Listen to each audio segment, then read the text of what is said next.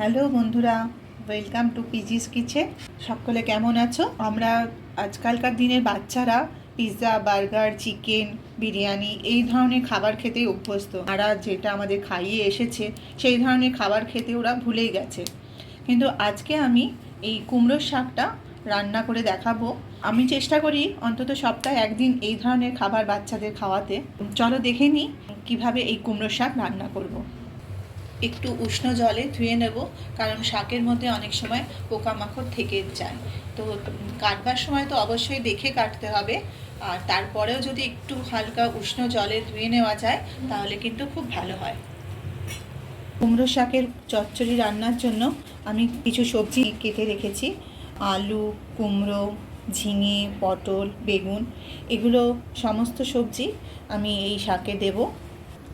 আমি একটু সাদা আর কালো সর্ষে মিশিয়ে নিয়েছি, আর খানিকটা পোস্ত নিয়েছি। এটা একসঙ্গে মিক্সিতে পেস্ট করে নেব। কুমড়ো শাকটা ভালো করে জল পাল্টে পাল্টে ধুয়ে নিয়েছি। কুমড়ো শাকের ডাঁটা একটু শক্ত হয়, সেই জন্য আমি এটা প্রেসার কুকারে দিয়ে একটা সিটি দিয়ে নিচ্ছি।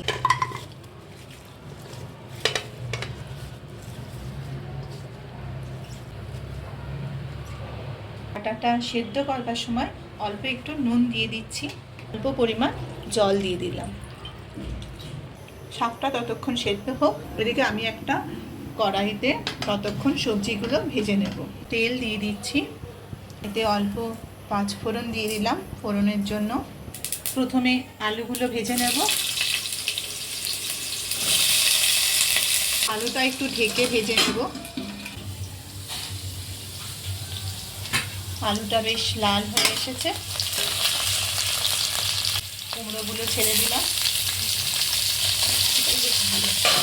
আবার একটু ঢেকে রাখছি, আবার একটু নেড়ে ছেড়ে নেব। বাকি সবজিগুলো দিয়ে দেব।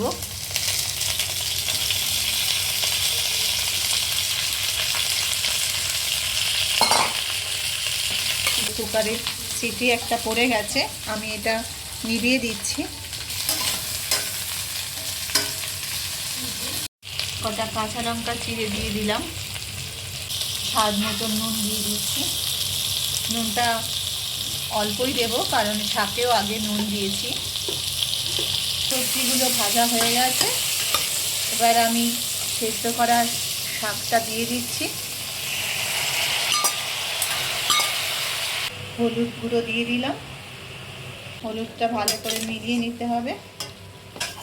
কিছুক্ষণ নাড়াচাড়া করার পর সেদ্ধ করা শাকের থেকে যে জলটা বেরিয়েছে সেই জলটা আমি অ্যাড করে দিচ্ছি।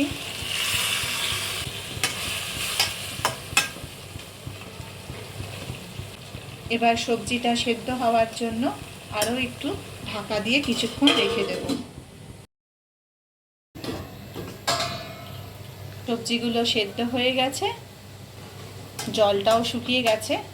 এবার আমি আগে থেকে বেটে রাখা সর্ষে পোস্তটা দিয়ে দিচ্ছি।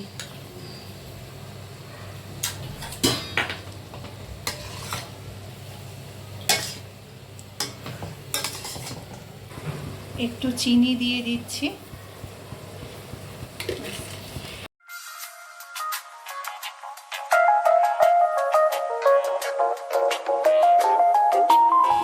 প্রচুর ভিটামিনে ভরপুর কুমড়ো ডাঁটার চচ্চড়ি রেডি। কেমন লাগলো বন্ধুরা?